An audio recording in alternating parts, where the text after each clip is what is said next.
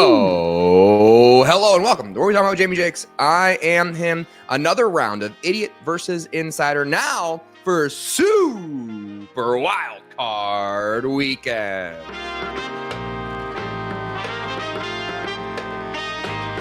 Including your champion, your regular season champion, soon to be preseason champion once we get the NFL honors officially tallied up. I think I am ahead in the clubhouse. The only person who can save you is Sean Payton, but I think we all know Motor City Dan Campbell's taking home the head coach of the year. We'll see how these playoffs go.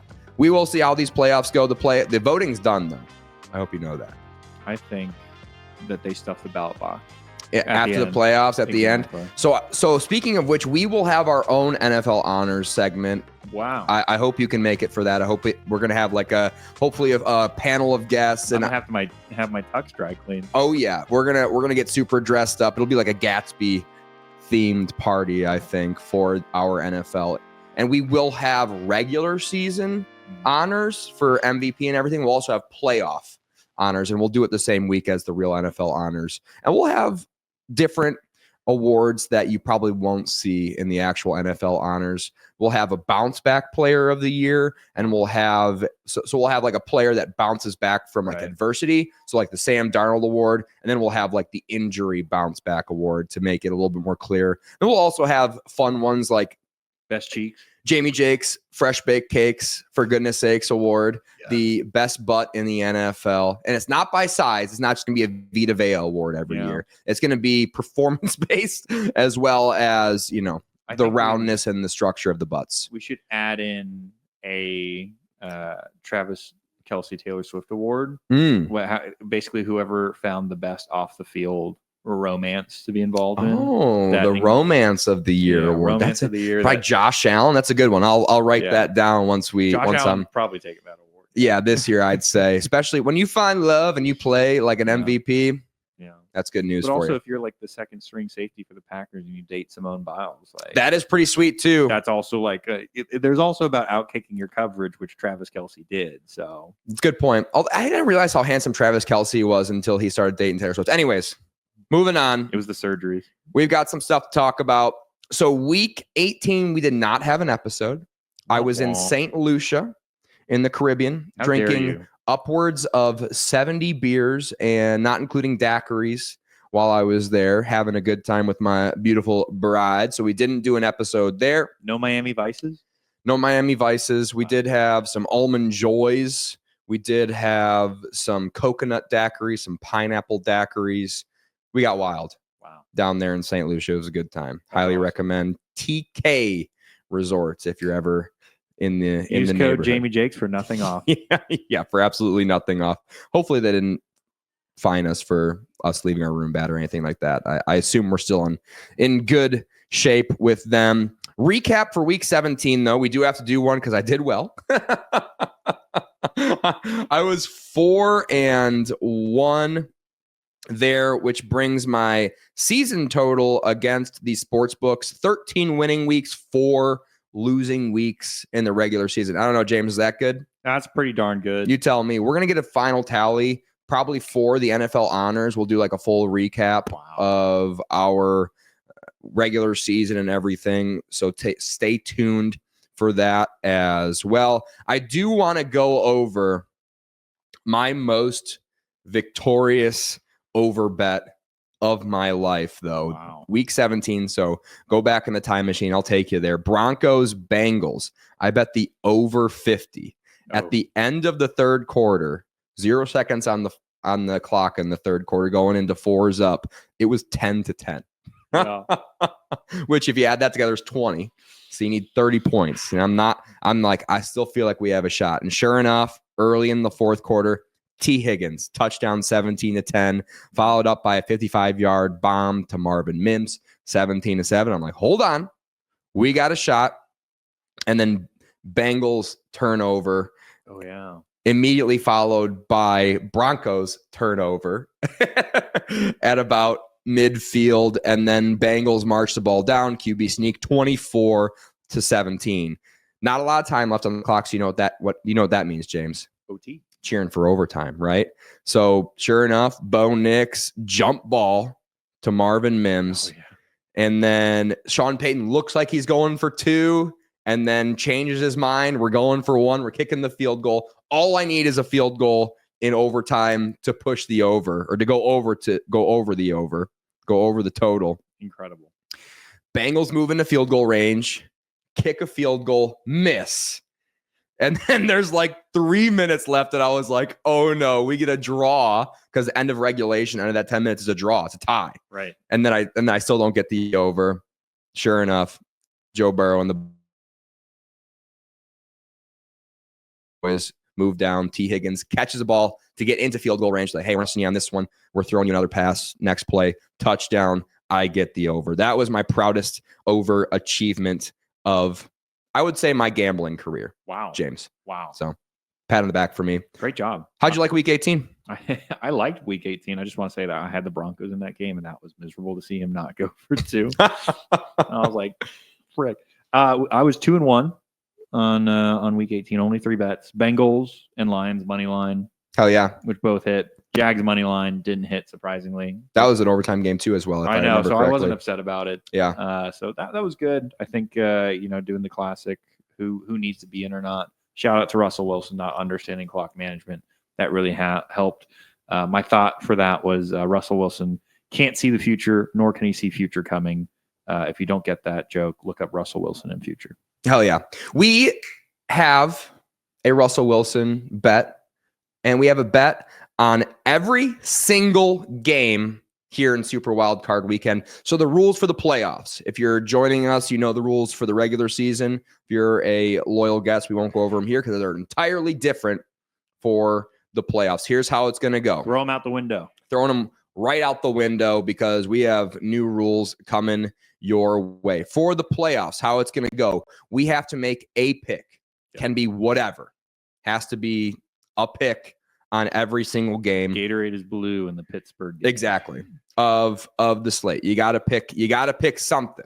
And that is the rules with a twist. Mm-hmm. The twist is, instead of lock of the week like we had it for the regular season, golden ball, a 2-unit bet on one of the picks that you've made for this slate. Now, I didn't prepare you for that.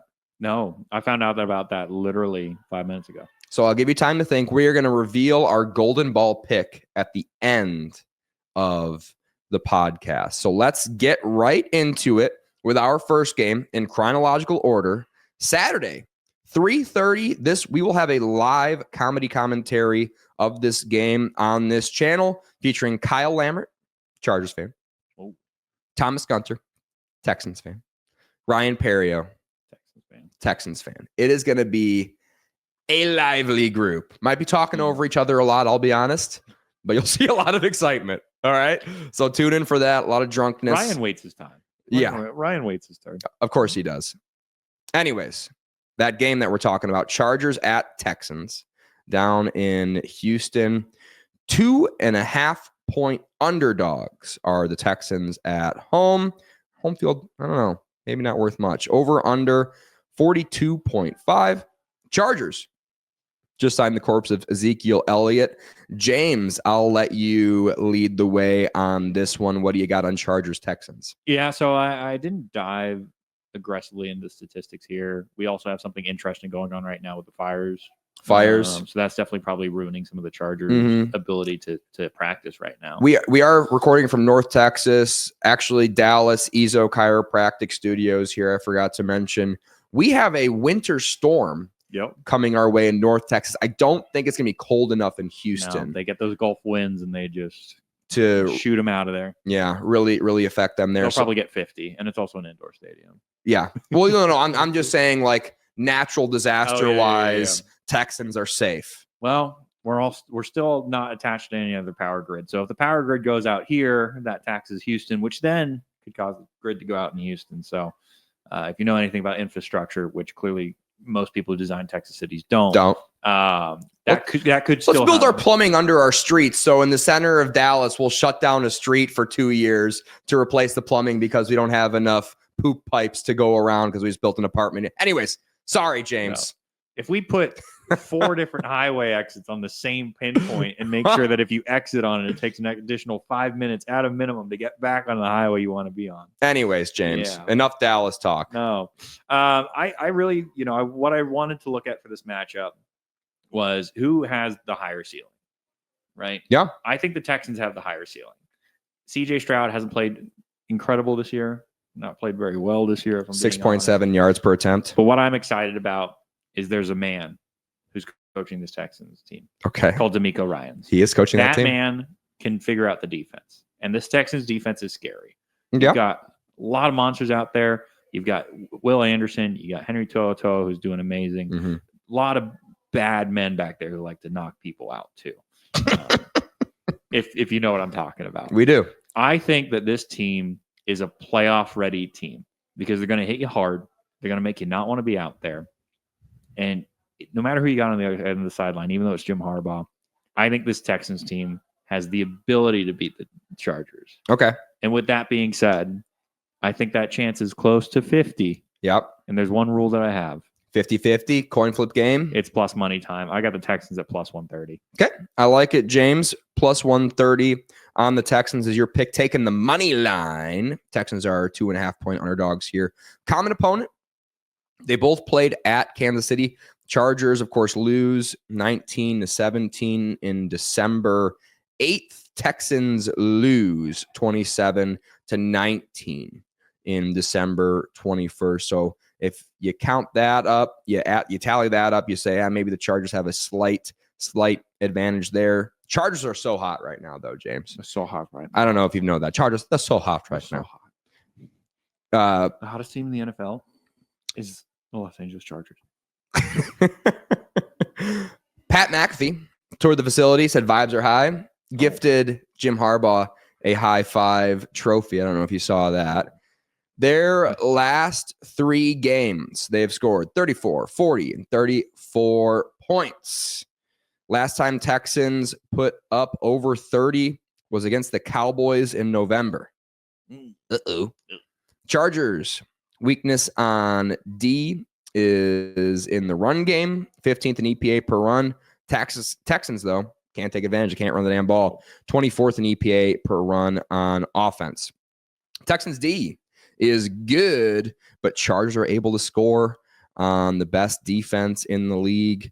Broncos, number 1 in EPA per play on defense. Texans only the 5th best team in EPA per play on defense. Chargers facility is very, very close to these wildfires, but I think Harbaugh, as a leader, is going to somehow twist that and turn that into a motivational advantage. He's out there with like a funnel trying to suck in the smoke. He's Yeah. like, this is good for you. Yeah, this is good California air. This is actually better than our smog city is usually. I don't know how he's going to do it, but I believe in Jim. I'm going to ride with Jim. Wow. I'm going to take the Chargers, and I'm going to take them to cover 2.5, James. Wow. Moving on Wow. to Saturday night. A night. I will be watching Shane Gillis tell jokes right over there, just about a mile and a half at American Airlines, stadium, Center Stadium, whatever. Arena's the Miami one. Steelers at Ravens. 9.5-point favorites. Over under set to 43.5. It'll be an outdoor game. It'll be a cold game. Yep. Great weather for football all weekend, though. Oh, yeah. 33 degrees, winds 11 miles an hour, very low chance of precipitation. I will say Zay Flowers injury report trending out for this game. Not good. James, what do you got? Doesn't matter for my bet. These teams have played twice this year. They have. The Steelers have put up 17 points in one of them, Mm-hmm. 18 points in the other. The Sure. team total for the Pittsburgh Steelers, 17.5 for this game. Okay. After seeing what Russell Wilson did last week with just 2-minute drill, deciding to check it down every play, not get out of bounds, and tried to truck stick somebody with 52 seconds left Pretty sweet. against the Bengals defense. Yeah. What do you think he's going to do against this Ravens defense? One of the best defenses in the league. Jack shit. I think that under 17.5 points is going to cover, and it's going to cover big time. I don't know how many points the Ravens are going to put up because of the Zay Flowers move, Yeah. which is why I'm trending towards. Smart. I know Pittsburgh sucks. Let me bet on Pittsburgh sucking. Okay. I kind of don't mind that at all, James. I will say, though, Zay had 5 catches for 100 yards in the ass whooping the Steelers just got at Baltimore, their most recent of their 2 matchups. The first one, Steelers took at home at Pittsburgh. No. So, of course, you have to calculate that into the rubric. The Steelers in that win had Zay Flowers had 2 catches for 39 yards. So in the win, they shut down Zay Flowers. In the loss, Zay Flowers set him on fire. So that makes me really start leaning in the direction of the Steelers. According to Grok 2, Lamar Jackson in the playoffs, 2-4 record. Russell Wilson, any idea in the playoffs, his record? Oh, man. He has 16 games? Playoff games. I'll go 6-10. 6-10, 9-7. Ooh. Winning record in the playoffs. Not Wow. easy, James. Yep. So Wow. you got a good quarterback in the playoffs. Can we take 2018 after and 2018 pre? Nope. I want to see what that statistic lines Not up cherry with picking, for. James. Okay. I'm just doing the big Uh, sample sizes. Right. I like big sample sizes, not small ones. Low variance. So ignore the fact that I just cited the 2 and 4 sample size. Anyways, Ravens, best offense in the league according to EPA per play. Defenses of those teams these 2 teams are similar, 6th and 10th in EPA per play. Playoff record and Zay trending out, though, I cannot ignore. So I'm going to take Tomlin.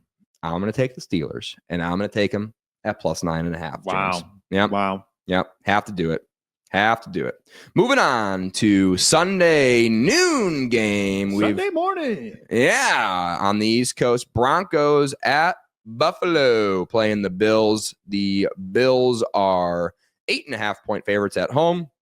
The over-under set to 47 football points. Light snow predicted, maybe a chance of snow, like 20% as we're sitting here right now, as we're recording on Wednesday. 30 degrees in Buffalo. Pretty warm temperatures for this time of year. What do you got on this one, James? Yeah, so first off, Sean Payton, Coach of the Year, is going to be in attendance, which is awesome. He's actually going to be participating. So that's great. Always great. If we think about this matchup, a lot of people talk about Dan Campbell and how he likes to go for it, how he's got big balls. He does. People forget that Sean Payton probably did the biggest balls move of all time, kicking an onside kick to start off a Super Bowl half. Yeah. He didn't have to declare it, though. Exactly. Which is, we'll get into that. But that's for an NFL honors show. If there's a coach that is going to put it all on the line, going to have wrinkles, it's Coach Sean Payton. Are you talking about wrinkles? And the Buffalo Bills have not faced a defense of this caliber, in my opinion. They have not. So I'm taking Broncos at plus 8.5. I don't think they win, but I think it's going to be a hell of a game. Yep. I think so too, James. I think they're going to keep it close. Broncos' last 2 real games lose to the Bengals, lose to the Chargers. Bills' last 3 games, Jets by 1 million, Pats in a close game, Detroit flu game, by the way, beat the Lions at Detroit. That's impressive. But Bills D, not great, especially through the air. 10th in EPA, or 10th worst in EPA per play. Bengals, 16th worst in EPA per play. Raiders, 7th worst. Chiefs, 15th worst. So those are like the 3 opponents that have similar EPA per pass on defense to the Buffalo Bills. The Broncos in those games, Broncos put up 24 points. Raiders, twice, they put up 29 and 34. Chiefs, they only put up 14. So if you average those 4 games, you get 25.3 points per game is what I'm predicting these Broncos are going to be able to put up on the Bills. So just quick maths, Bills would have to put up 34 points to cover if the Broncos put up 25. Broncos, best D in the NFL, first in EPA per play. Broncos gave up So if the Bills have to put up 34, how many teams have the Broncos given up 34 points or more to? I'm going to say it's 1. 2. Oh, Chargers and the Ravens. They gave up 41 to the Ravens. wow. Not good. No. Chargers recent game, we know I already said Chargers red hot right now. No. Gave up 34. So also not great. Ravens, best offense in the NFL in EPA per play. Yep. Okay. So they're much better than the Bills. Right. Chargers 13th. No. But the big difference with these teams is the defense. Their defense is much better. So I think those points are less a negative for the Broncos defense. Right. I think they're more of a sign of just like a field position battle. Yeah. And that's why those teams were able to put up that many points on the Broncos defense. Ravens 6th, Chargers 8th. Field position accounts for, so that's EPA per play on defense, accounts for those points. And Bo had his worst game against Baltimore probably of his whole career. 19 of 33, 223 yards, and 1 interception. Bills, by the way, also got blown out by the Ravens. Mm-hmm. So it's kind of same. Broncos D is much better than the Ravens D, though. So Bills won't be able to shut down Bo. And I think the Broncos defense will do enough. Broncos +8.5. Wow. Look at that, James. An agreement between the two of us. I love it. Moving on to Sunday at 3:30. We will be live streaming this one. Packers at Eagles in Philadelphia. The Eagles are 4.5-point favorites. The over-under set to 45.5. 35 degrees, clear skies, low winds. Jalen Hurts, when I was doing this research, trending out, I'm now hearing, and unfortunately, we are about an hour away from this practice report. Yeah. But if we get limited participation out of Jalen Hurts today, he'll play this game. Yeah. Unless he has a setback, which he won't. Yeah. Because he's a quarterback, and quarterbacks don't have setbacks in concussion protocol. Yep. Okay. I think we all know why. Because they're intelligent? Yeah. Sure. We'll go with that. Well, they're really, really smart, really good at recovering from concussions, especially for playoff games. That would be a hell of a medical study. Does having a higher IQ equate to a faster concussion recovery?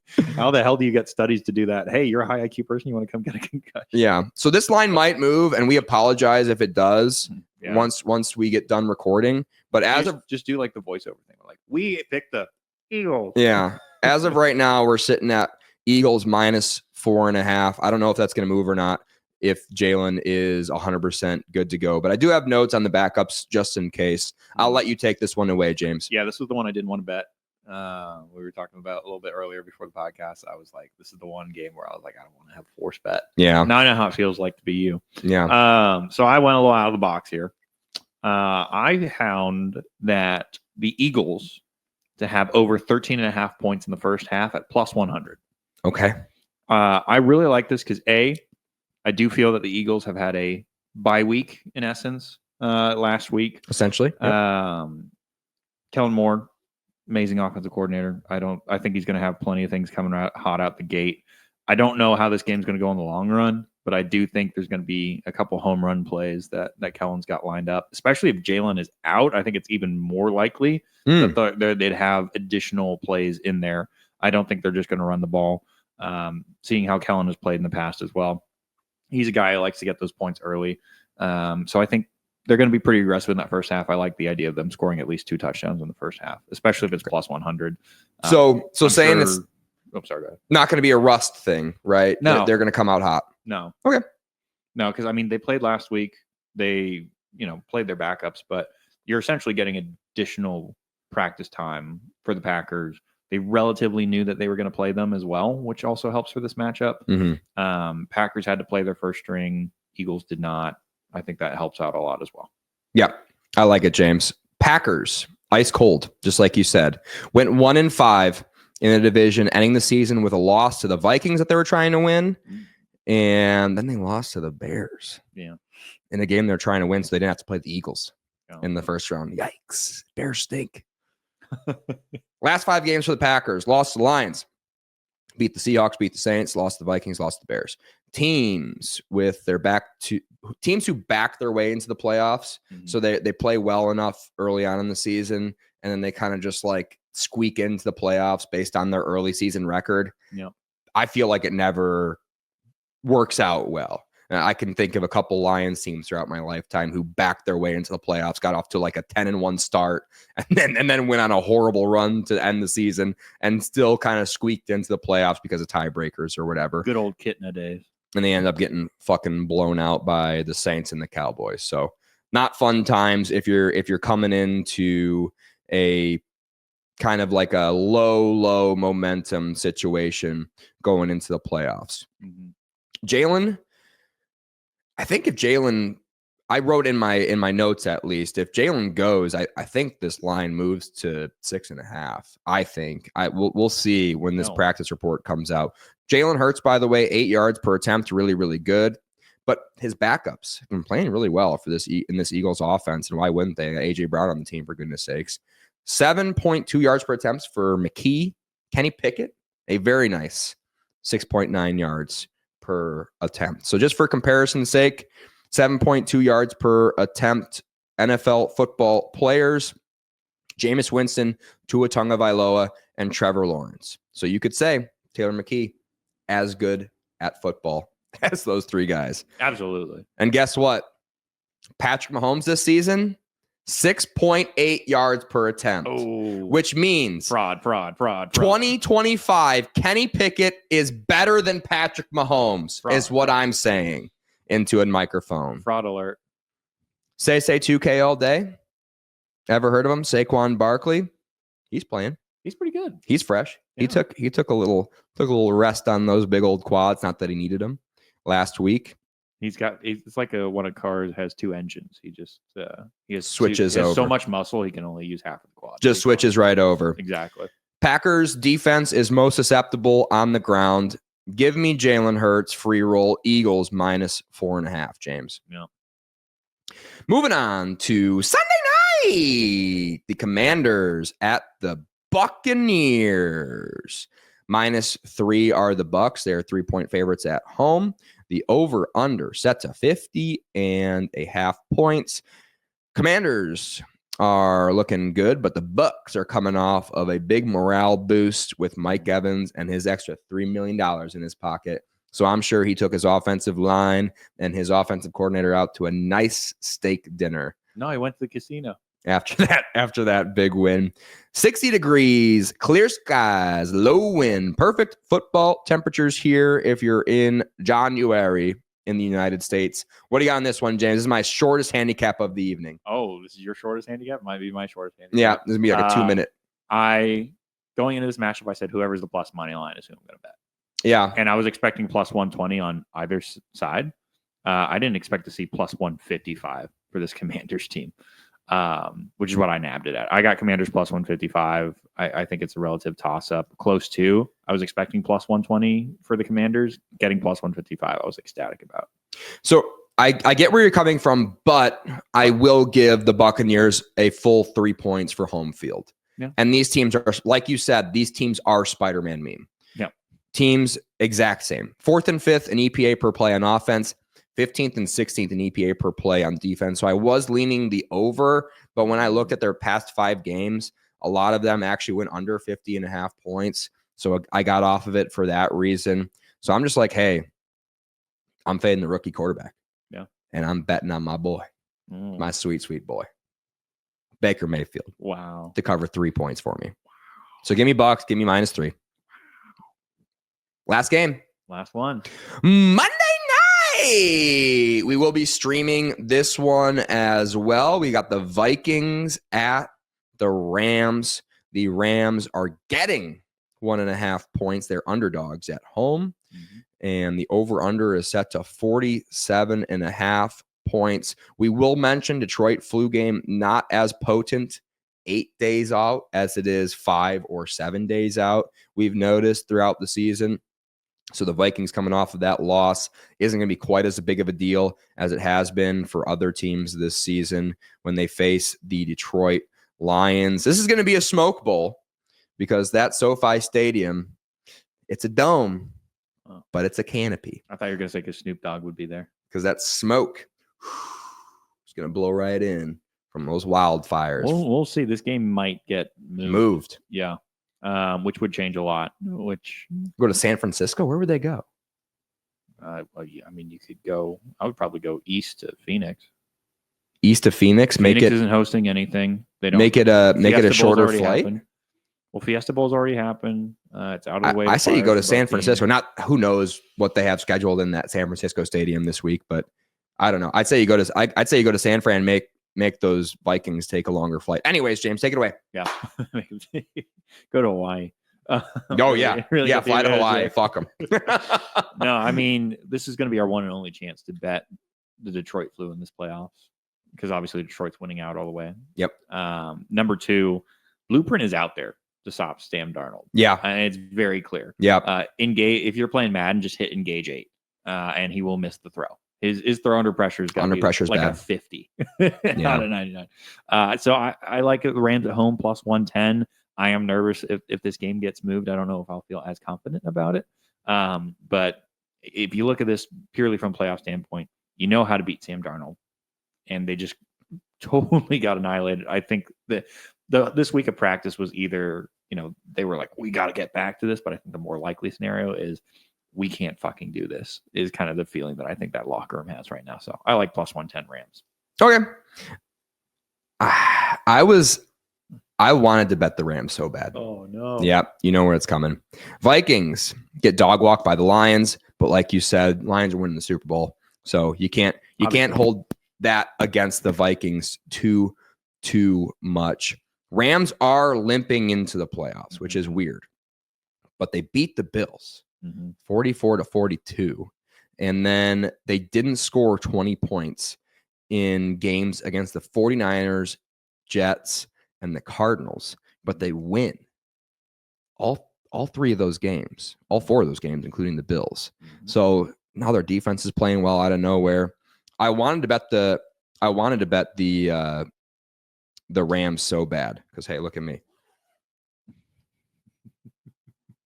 I hate the Vikings. I hate their fucking fans. They're so fucking annoying. Packers fans have been annoying all year too. Complaining of the fucking Vikings fans were like, oh, the referee's cheating. Look at this like glancing face mask that the only thing that they could pull is like a glancing face mask. Like, oh, look at this, didn't get called. Intentional grounding. Intentional grounding where we had 2 eligible receivers in the backfield. I did think it was funny that the broadcast was looking at the tight end where I was like, Gibbs is like there. Gibbs is there, Gibbs is tight touching end. it. I think it Gibbs was touching the ball. Brock Wright, yeah, but at both of their feet. You could have said either or. They're both eligible receivers on the play, so shut up, Vikings fans. And by the way, your best offensive play when the game was still close was a clear delay of game, a full 1.5 Mississippi off the clock, Anzalone jumping in the air trying to throw the flag, 15-yard dart, the only good pass to Justin Jefferson all game that got you the first down and the conversion on like 3rd and long or whatever. Yeah. So shut the fuck up, Vikings fans. Wow. You guys suck. Anyways. And then they're saying like, oh, our wives got yelled at. Okay, welcome to Detroit, idiots. That's going to happen. And now they're saying people like touch their wives. That didn't happen. Don't go to Philadelphia. Yeah, don't go to Philadelphia. People are saying like, oh, their wives got like touched or harassed. That didn't happen. That's simply fabricated. You know how I know? There aren't any videos of it.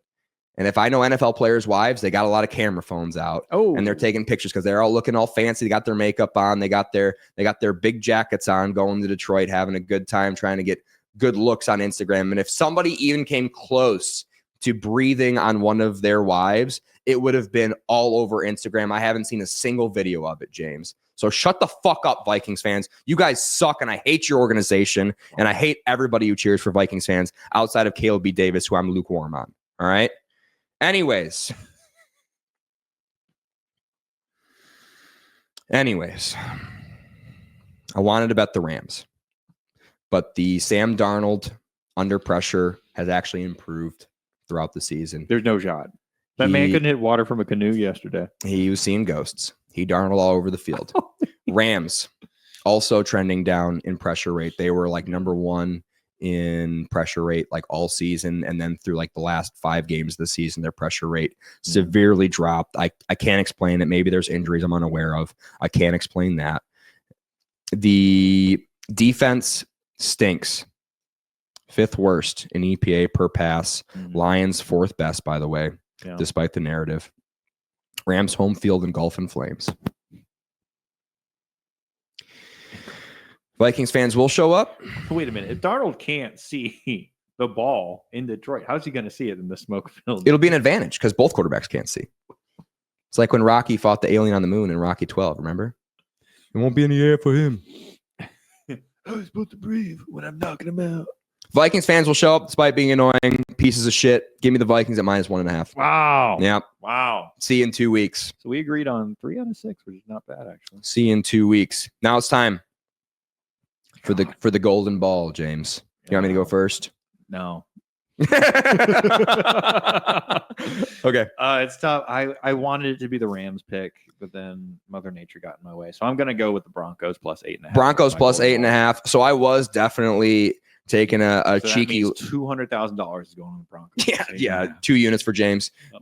I will say, the Broncos, I really was taking a sneaky little peek. I do like these two. So maybe for teaser purposes, just tease the hell out of Steelers plus 9.5 and tease the hell out of Broncos at plus 8.5, the major underdog teaser of the week. Russ and his ex-wife. And just hope those games come close, because I did like both of those. I was kind of leaning towards the Tomlin one out of both of those. Like you said, Packers, Eagles, more of I feel like that number is pretty sharp. Yeah. And then Buccaneers, my only handicap on that one was like these teams are the exact same team. It's a home field for the Bucs. Commanders plus 155 would have been my other pick, if not the Broncos. Yeah, I would be. I'd be riding with Bake, but I just think that's gonna be a close game. So if that game goes 2, I wouldn't shock me. Yeah. Yeah. And I have such vitriol and hate for this Vikings team, and I wanted to find a way to bet the Rams so hard, and I simply couldn't. And I've been like 95% in like knee-jerk reaction. I think it's this, and then I look in the statistics, and I can't justify betting it. Yeah. I have to go the opposite way. I've hit, I think, almost every single one of those bets this season. So I have to stay with what I believe in. Golden ball. Give me the Vikings at -1.5. And that's how we'll calculate. Yep. We always take into account units between the two of us because you like taking money line and a bunch of crazy shit. Yeah. Okay. Oh, how about that Panthers one last week? I didn't put that one officially on the. You didn't text it to me beforehand, but you did text it to me when we were live streaming Sunday night or whatever. It was plus 410.5, and I got 310 before the game. I was pissed. Yikes. Well, that's that, James. 3-3 on plus 300 bets this year, though. So we will see how each of us do throughout the playoffs, and we have 3 belts on the line, 3 titles on the line. My apologies. I've already won this one. We have more belts than WWE. My God. Belts hold up your pants. These are titles. I've won this one. This is the regular season belt. Of course, most coveted out of the 3. Right. Everyone knows that. I am on my way to winning the preseason one. We'll see when all the votes are counted, and we'll see what happens in the playoffs. I really have no idea how we're going to do in the playoffs. It's a totally new ball game. Obviously, we're handicapping good teams now instead of bad teams. I feel like we did a really good job of handicapping the bad teams this year. We did. so that's unfortunate. We'll see. We'll see how we go. If you guys ride along with us, tell us who you're backing this week, and we'll pray for you. Yeah. We'll pray for you. And if you're a Vikings fan, go fuck yourself. Go fuck yourself. Unless you're Caleb B. Davis. Just kidding. Also fuck yourself. But I like you guys. I love you. I don't hate anybody. Anything else to say, James? No. It's going to be an exciting playoff. I'm excited. This is probably the best weekend of the year if you're an NFL football fan. I think this is the best slate that we've seen out of the first round of playoffs in a long time. It's sweet, right? It's a good one. We've also got college football playoff Thursday, Friday, so there's no stupid overlap like we had the last weekend. Oh yeah, that's right. Yeah.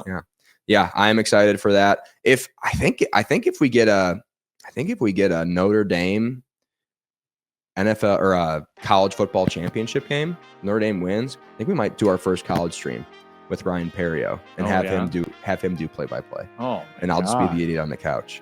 I have Penn State and Texas in those games, so we'll see. Okay, so the Texas one, I'm far less confident than the Penn State one. But little tasty treat for you at home. James, a pretty good college gambler. I make him bet in the NFL, but he's probably better at the college. College basketball is actually my best sport. Yeah, mark that down.